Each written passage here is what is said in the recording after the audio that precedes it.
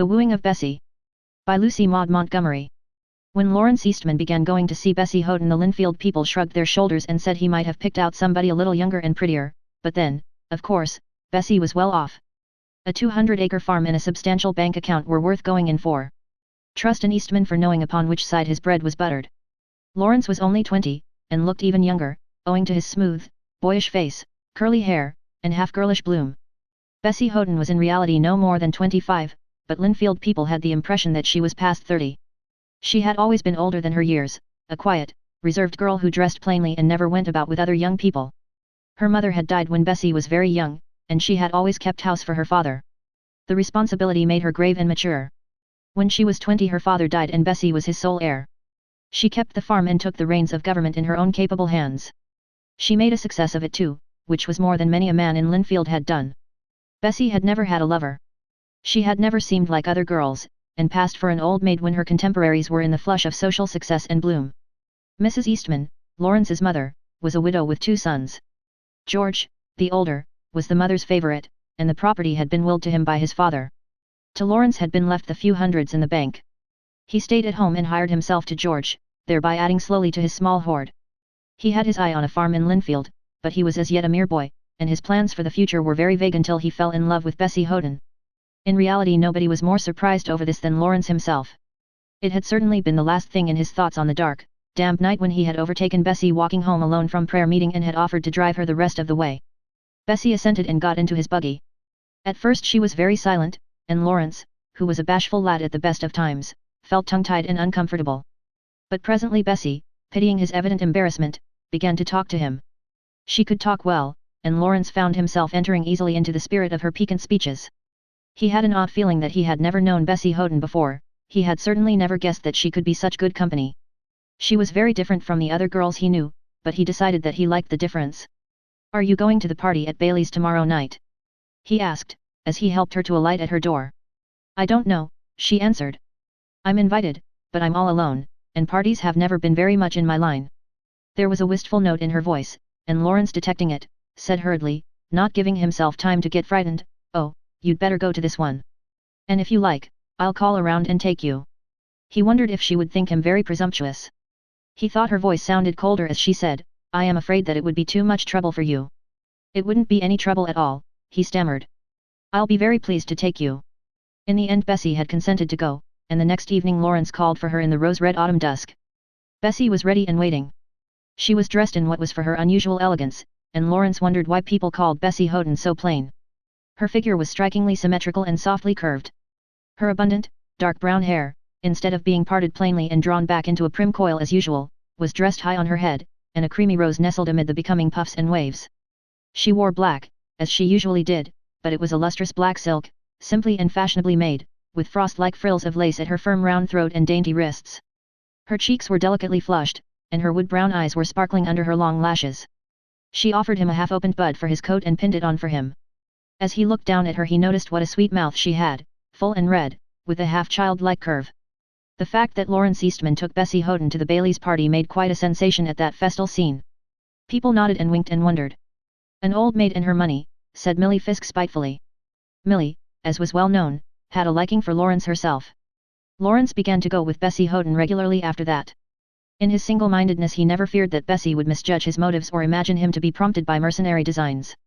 He never thought of her riches himself, and it never occurred to him that she would suppose he did. He soon realized that he loved her, and he ventured to hope timidly that she loved him in return. She was always rather reserved, but the few favors that meant nothing from other girls meant a great deal from Bessy.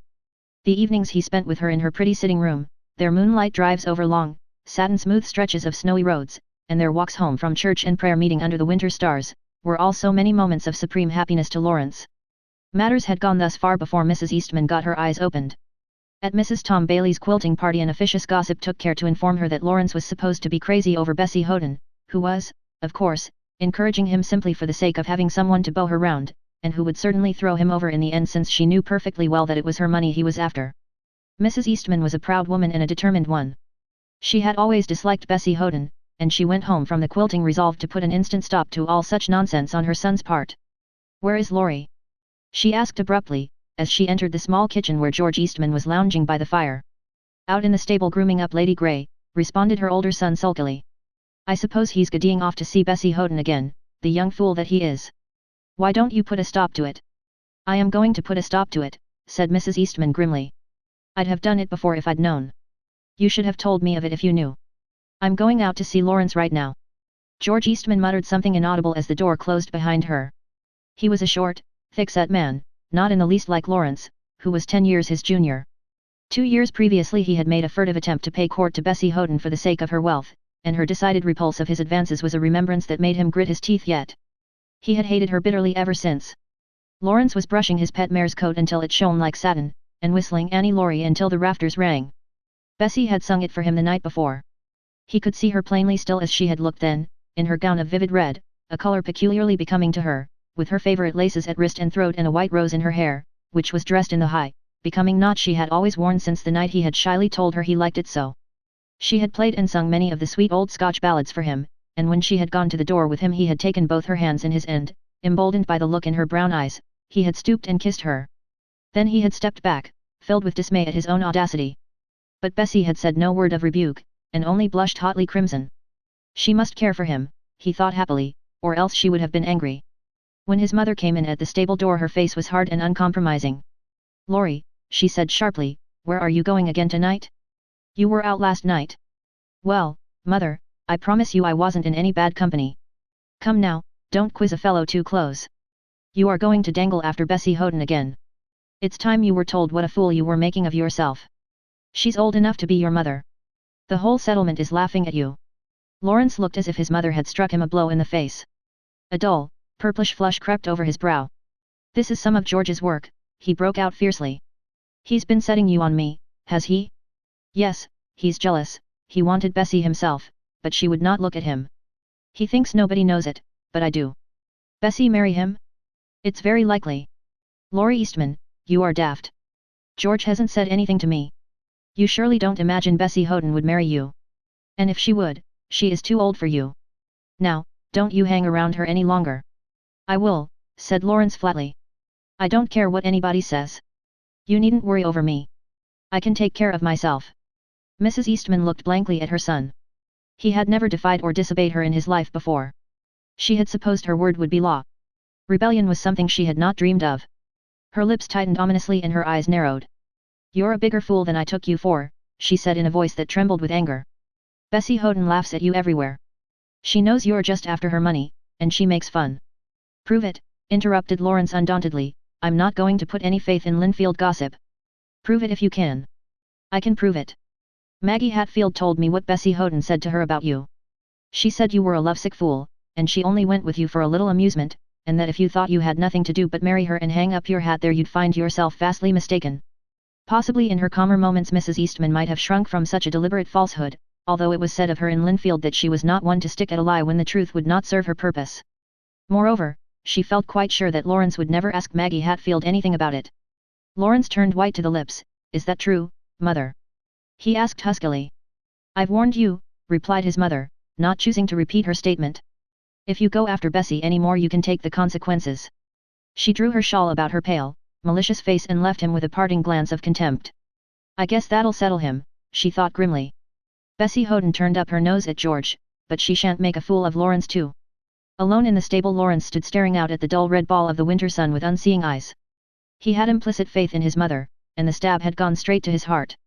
Bessy Houghton listened in vain that night for his well-known footfall on the veranda. The next night Lawrence went home with Millie Fisk from prayer meeting, taking her out from a crowd of other girls under Bessy Houghton's very eyes as she came down the steps of the little church. Bessy walked home alone. The light burned low in her sitting room, and in the mirror over the mantel she saw her own pale face, with its tragic, pain-stricken eyes. Annie Hillis, her help, was out. She was alone in the big house with her misery and despair. She went dizzily upstairs to her own room and flung herself on the bed in the chill moonlight. It is all over, she said dully. All night she lay there, fighting with her pain. In the wan, grey morning she looked at her mirrored self with pitying scorn, at the pallid face, the lifeless features, the dispirited eyes with their bluish circles. What a fool I have been to imagine he could care for me, she said bitterly. He has only been amusing himself with my folly. And to think that I let him kiss me the other night. She thought of that kiss with a pitiful shame. She hated herself for the weakness that could not check her tears. Her lonely life had been brightened by the companionship of her young lover. The youth and girlhood of which fate had cheated her had come to her with love, the future had looked rosy with promise, now it had darkened with dourness and greyness. Maggie Hatfield came that day to sew. Bessy had intended to have a dark blue silk made up and an evening waist of pale pink cashmere.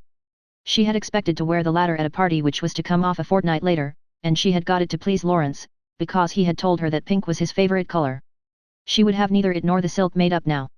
She put them both away and instead brought out an ugly pattern of snuff brown stuff, bought years before and never used. "But where is your lovely pink, Bessy?"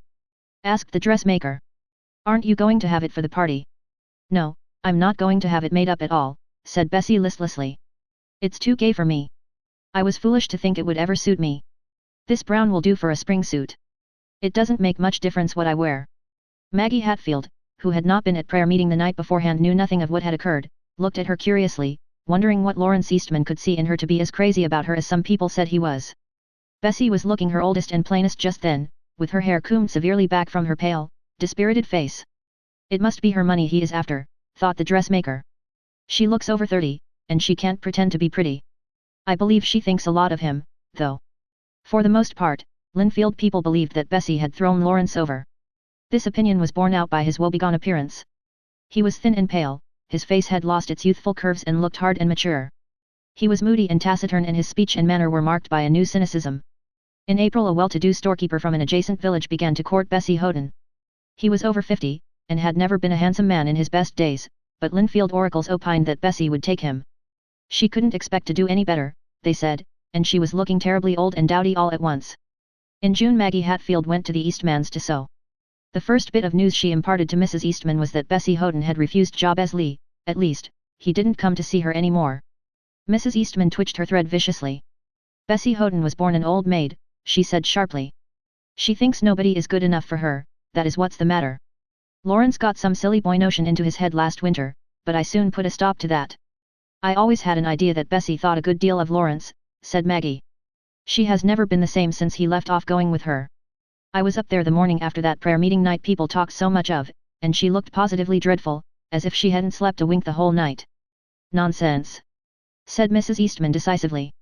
"She would never think of taking a boy like him when she'd turned up her nose at better men. And I didn't want her for a daughter-in-law anyhow. I can't bear her. So I put my foot down in time. Lawrence sulked for a spell, of course, boy fashion, and he's been as fractious as a spoiled baby ever since." "Well, I dare say you're right," assented the dressmaker. "But I must say I had always imagined that Bessy had a great notion of Lawrence. Of course, she's so quiet it is hard to tell. She never says a word about herself." There was an unsuspected listener to this conversation. Lawrence had come in from the field for a drink, and was standing in the open kitchen doorway, within easy earshot of the women's shrill tones.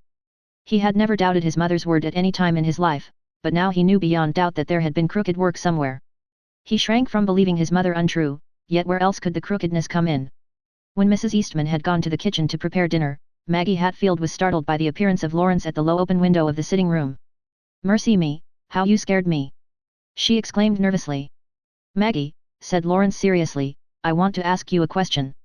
Did Bessy Houghton ever say anything to you about me, or did you ever say that she did? Give me a straight answer." The dressmaker peered at him curiously. "No. Bessy never so much as mentioned your name to me," she said, "and I never heard that she did to anyone else." "Why? Thank you. That was all I wanted to know," said Lawrence, ignoring her question, and disappearing as suddenly as he had come. That evening at moonrise he passed through the kitchen dressed in his Sunday best. His mother met him at the door. "Where are you going?" she asked querulously. Lawrence looked her squarely in the face with accusing eyes, before which her own quailed.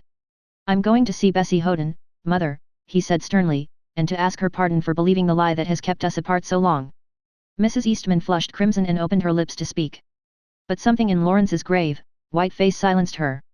She turned away without a word, knowing in her secret soul that her youngest born was lost to her forever. Lawrence found Bessy in the orchard under apple trees that were pyramids of pearly bloom. She looked at him through the twilight with reproach and aloofness in her eyes. But he put out his hands and caught her reluctant ones in a masterful grasp. "Listen to me, Bessy. Don't condemn me before you've heard me. I've been to blame for believing falsehoods about you, but I believe them no longer, and I've come to ask you to forgive me." He told his story simply and straightforwardly. In strict justice he could not keep his mother's name out of it, but he merely said she had been mistaken. Perhaps Bessy understood none the less. She knew what Mrs. Eastman's reputation in Linfield was.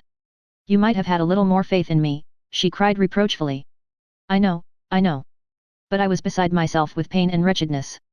Oh, Bessy, won't you forgive me? I love you so. If you send me away I'll go to the dogs. Forgive me, Bessy. And she, being a woman, did forgive him. I've loved you from the first, Lawrence, she said, yielding to his kiss.